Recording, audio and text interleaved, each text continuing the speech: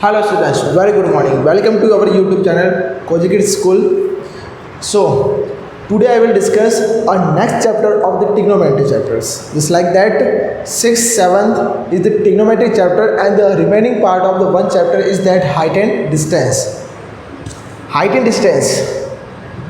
इन दोनों अगर मैं वर्ड की मैं बात करूं तो सिंपली अगर मैं बात करूं तो यही होता है कि हाइट एक पेड़ की हाइट हो सकती है, एक खंबे की हाइट हो सकती है, एक टावर की हाइट हो सकती है, एक लड़के की हाइट हो सकती है, एक बिल्डिंग की हाइट हो सकती है, एक वॉल की हाइट हो सकती है, एक सीढ़ी की हाइट हो सकती है।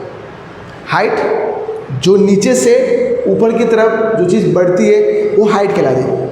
कुछ टाइम के अंदर हमें वो हाइट है ना डाउन फॉरवर्ड में भी दिखती है। जस्ट लाइक अगर आप एक कुएं को देख रहे हो, जस्ट लाइक एक कुआं होता है वेल, उस वेल के अंदर अगर देखते तो एक्चुअली वो हाइट ही है, लेकिन हम क्या मानते हैं उसके डेप्थ गहराई होती है, लेकिन उसको हम कैलकुलेट कैसे करते हैं, हाइट से कैलकुलेट करते हैं। जस्ट लाइक दिस, मान लो एक वॉल है, उस वॉल से एक कार चलना स्टार्ट करती है तो कार जितना दूर तक जाती है दैट्स लाइक डिस्टेंस।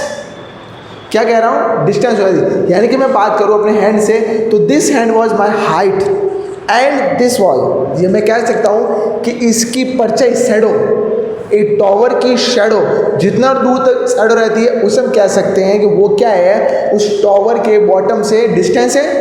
ये चीज़ होती है, ये हाइट, ये डिस्टेंस। Is that clear? इसको हम बेस बोल सकते हैं, नॉर्मल भाषा में बेस ही बोलते रहते हैं, और इसको हम लेंथ बोल देते हैं। क्या बोल देते हैं? लेंथ बोल देते हैं। अब उस टॉप से इस बॉटम तक यहाँ पर एक क्या बनती है, एक हाइपोटेनस बनती है। क्या बनती है? हाइपोटेनस। ये आपकी क्या हो जाती है? हाइपोटेनस हो जाती है। अब आप जानते हो कि ये एक राइट एंगल ट्रायंगल बन गया है, ठीक है? तो ये आपका राइट एंगल ट्रायंगल है, जस्ट लाइक 90 डिग्री बना रहा है। एक बात हमेशा याद रखना, 90 डिग्री के सामने वाला जो साइड होती है ऑलवेज हाइपोटेनस ही होती है, फिक्स है, कोई चेंज नहीं है। इसके बारे में आप ये नहीं कह सकते कि सर ये दूसरी हो सकती है, नो, नेवर। 90 डिग्री जहाँ कहीं भी होगा उसके सामने वाली साइड यानी कि जो लेटरल हाइट होती है वो हमेशा हाइपोटेनस होती है, जस्ट लाइक कहाँ। क्लियर? फिर दूसरी बात है, अगर आपको ये एंगल गिवन है तो इस एंगल के सामने वाली हमेशा लेंथ होती है, जस्ट लाइक हाइट होती है। और अगर ये एंगल है गिवन है तो ये क्या हो जाएगी, हाइट, और ये हो जाएगी distance. Clear? Particularly unknown angles उसके सामने ऑपोजिट डायरेक्शन के अंदर जो भी साइड होती है वो उसकी क्या हो जाती है, हाइट हो जाती है, और जो रिमेनिंग साइड होती है वो आपकी क्या कहलाती है, डिस्टेंस कहलाती है। क्या कहलाती है? डिस्टेंस कहलाती है। ओके, अब हम बात करते हैं हाइट एंड डिस्टेंस। एक्चुअली ये यूज क्यों आता है, तो मैं देखो दो चीज़ें बता दूँ आपको।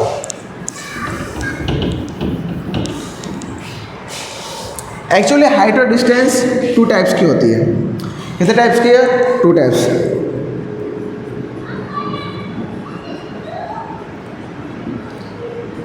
एंगल ऑफ एलिवेशंस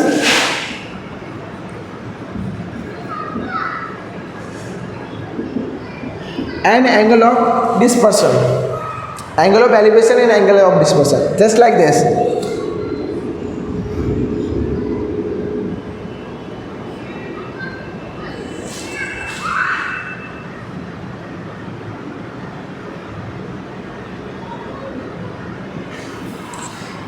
ये एक ह्यूमन आइज है। क्या होती है? ह्यूमन आई होती है ना, ह्यूमन आइज मतलब ये आँख है, ठीक है?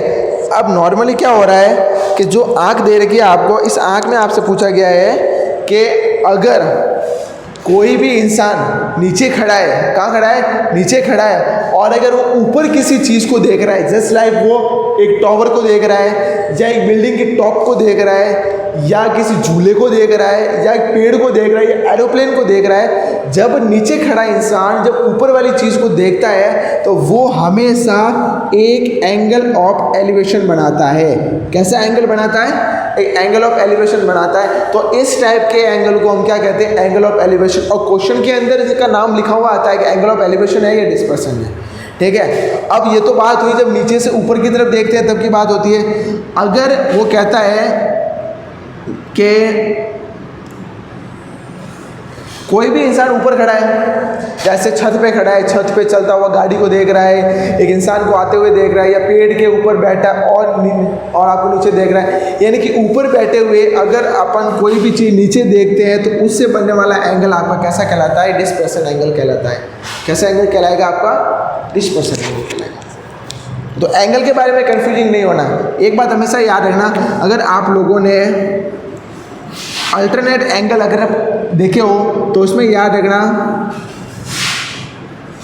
इक्वल होते हैं। इसका मतलब एक्चुअली दोनों एंगल कैसे होते हैं? इक्वल होते हैं। Angle of elevation and angle of dispersion कैसे होते हैं? इक्वल होते हैं। अब तो सर आपने बोल दिया कि जब इक्वल होते हैं तो हम कैलकुलेट क्या करें? तो दोनों की बात तो एक ही है? नहीं, अगर एंगल ये है तो इसके सामने वाली हाइट होती है, एंगल ये है तो इसके सामने वाली हाइट होती है। ये मेजर चेंज होता है। ध्यान आएगा। कुछ लोग क्या करेंगे? यहाँ बनाएंगे, कुछ लोग क्या करेंगे? यहाँ बनाएंगे। ठीक है, तो ऐसा नहीं करना है। तो ये आपका था पहली तो हाइट एंड डिस्टेंस के अंदर मेजर इंट्रोडक्शन था थोड़ा बहुत। ओके, ये पूरे समझ में आ गया होगा। अब एक एग्जांपल लेते हैं, उससे पहले मैं आपको एक दो चीज़ और बता देता हूँ, कॉमन चीज़ें बता देता हूँ जो आपको हर वक्त यूज़ करनी है। पी बी पी ये पढ़ा है आप लोगों ने? ओके। फिर आपने पढ़े sine theta, cos theta, tan theta, cot theta, ये आपने पढ़े होंगे। ठीक है, फिर उसके बाद आपने पढ़ा 0 डिग्री, 30 डिग्री, 45, 60, 90। ये मैंने आपको लिख दिया।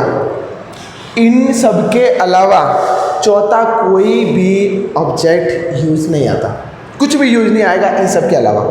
ठीक है, यही चीज़ें यूज आती है। अब देखो, अब मान लो आपको क्या दिया जाएगा? या तो दी जाएगी हाइट, या दिया जाएगा बेस, हाइपोटेनस और एंगल। अगर मैं पेयर बनाऊं तो ये पेयर बनता है।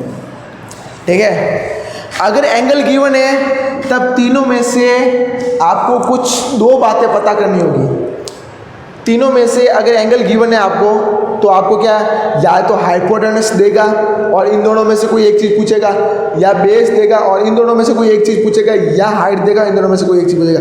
एक चीज़ देगा और एक चीज़ पूछेगा, यानी कि क्वेश्चन के अंदर तीन बातें गिवन होती है, दो दी हुई जाती है, तीसरी कैलकुलेट करनी होती है। याद रखना। ठीक है, दूसरी बात है, हमेशा हमें सिर्फ इन तीन का ही यूज़ लेना है। अगर यहाँ पर उल्टा जा रहा है तब उनको ऑपोजिट कर दो। आपको काम में सिर्फ साइन कॉस टेन ही लेना है। और एंगल की बात करें तो ज़्यादातर एंगल आपके आते हैं ये वाले, और ये कुछ केसेस में ये भी एंगल आता है। ठीक है, तो इनके जो इन साइन कॉस टेन के अंदर जो वेरिएबल्स होते हैं वो पता होने बहुत ज़रूरी होते हैं। अगर मैं साइन 30 की बात करूँ तो फिक्स होता है 1/2 होता है। कॉस 30 की बात करूँ तो कितना होता है? कॉस 30 कितना हो जाएगा? तो 3/2 होता है। और टेन 30 की बात करें तो कितना होता है? टेन 30 कितना हो जाएगा? 1/√3 हो जाएगा। ठीक है, अगर मैं 45 की बात करूँ तो 1/√2, 1/√2 और 1। तो ये एंगल है ना, कुछ टेबल याद रखने की जरूरत नहीं है, आप इन्हीं से हेल्प से इसको बता सकते हो। ठीक है, तो ये चीज़ें होती है, जब क्वेश्चन सॉल्व करेंगे तब अपने आप पता चल जाएगा कि कैसे करना है। ठीक है, ये बात समझ में आ गई? ओके, अब एक एग्जाम्पल ले लेते हैं क्वेश्चन।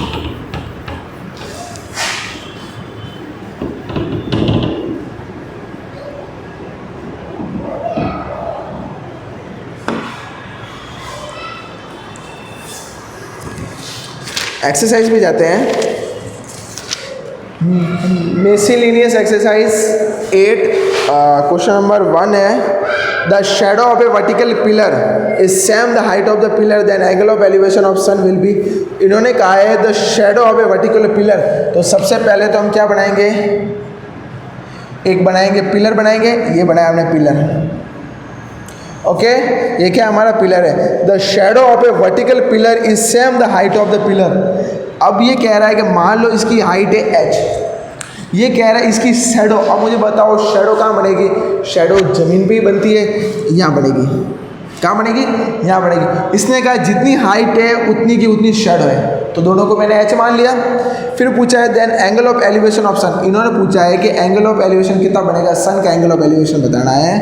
तो देखो अब आप यहाँ पर क्या करोगे, एंगल ऑफ एलिवेशन बताना है सन का, ये कितना बना 90 डिग्री बना है, ठीक है। अब एच और एच की बात करते हैं, तो अब यहाँ पर कितना बनेगा, देखो 2h आ रहा है, ठीक है। The shadow of a vertical pillar is the same height of the pillar then angle of elevation sun. अब देखो अगर मैं यहाँ लिखूँ इसको पी बी पी और एच एच बी, हाइट और बेस, देखो हाइट और बेस के अंदर क्या बन रहा है, हाइट और बेस के अंदर ये बन रहा है, सॉरी हाइट मतलब पी और बेस का ये बन रहा है tan बन रहा है, क्या बन रहा है, tan बन रहा है। तो मैं यहाँ पे लिखता हूँ tan, थीटा लिखा क्योंकि एंगल पता नहीं है, थीटा लिख दिया। अब देखो tan क्या कहता है, P अपॉन बी, P मतलब परपेंडिकुलर, H B मतलब बेस, H कटा है, पीछे क्या बचा 1। इन्होंने कहा है कि tan थीटा, tan के अंदर कौन सा ऐसा एंगल है जिसकी वैल्यू क्या आती है 1 आती है। तो आपको पता है tan थीटा के अंदर tan 45 जो ऐसा है जिसकी वैल्यू क्या होती है 1, tan से tan घटा, थीटा कितना आया 45 डिग्री आया। इज दैट क्लियर, तो इसका आंसर क्या आ जाएगा 45 डिग्री आंसर हो जाएगा इसका। Is that clear. सेकंड,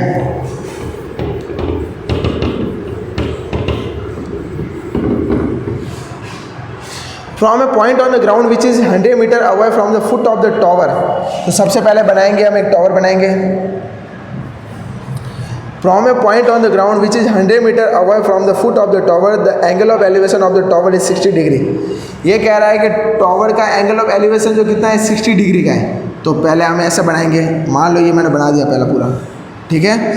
अब इन्होंने कहा है कि the ground which is, tower से ग्राउंड 100 मीटर दूर है, ये लो 100 मीटर दूर है। फिर उन्होंने पूछा है foot of the tower the angle of elevation of the tower is 60 degree the height of the tower. क्या पूछा गया है, टॉवर की हाइट पूछा है और एंगल बताना है, ये लो 60 डिग्री बना दे। अब एंगल ऑफ एलिवेशन बताना, इसलिए मैंने नीचे बनाया एंगल, अगर डिस्पर्सन पूछता तो मैं ऊपर बनाता एंगल, ठीक है। अब देखो इनमें क्या रिलेशन बैठता है, तो देखो क्या गिवन है, बेस और परपेंडिकुलर, बेस परपेंडिकुलर ये रहा। आप यहाँ पर ये नहीं ले सकते बेस अपॉन परपेंडिकुलर, आप यहाँ पर लोगे tan, एंगल कौन सा गिवन है 60 डिग्री, और P अपॉन बी, मतलब P अपॉन बी कितना है H अपॉन 100। अब देखो tan 60 की वैल्यू क्या होती है, tan 60 की वैल्यू क्या होती है, tan 45 1 होती है। देखो मान लो जब भी आपको पता नहीं होना तो याद रखना कि sin 60 अपॉन cos 60 कर लो। sin 60 की वैल्यू कितनी होती थी, sin 60 की वैल्यू होती है √3/2 और cos 60 की वैल्यू कितनी होती थी 1/2, 2 से 2 घटा कितना आता है √3, H अपॉन 100, क्रॉस मल्टीप्लाई कर लो, H is equals to 100√3 metre, किसमें दी गई थी, तो ये आपका हो गया मीटर में आंसर, ओके 100√3 मीटर आंसर। तो इस टाइप के ये क्वेश्चन जो है ना वो आपको सॉल्व करने हैं, बहुत सारे है क्वेश्चन है, प्रैक्टिस करो। समझ में नहीं आया है तो क्वेश्चन का नाम लिख के मुझे सेंड करो, अगली बार वो क्वेश्चन मैं आपको सॉल्व कराऊंगा, ठीक है। सारे क्वेश्चन बोर्ड के ऊपर करना थोड़ा पॉसिबल नहीं हो पाता है, तो मैंने आज आपको इंट्रोडक्शन बताया, 2 क्वेश्चन बताए कैसे करने हैं, आप और ट्राई करो, कल मैं और आपको बताऊंगा। Is that clear, thank you.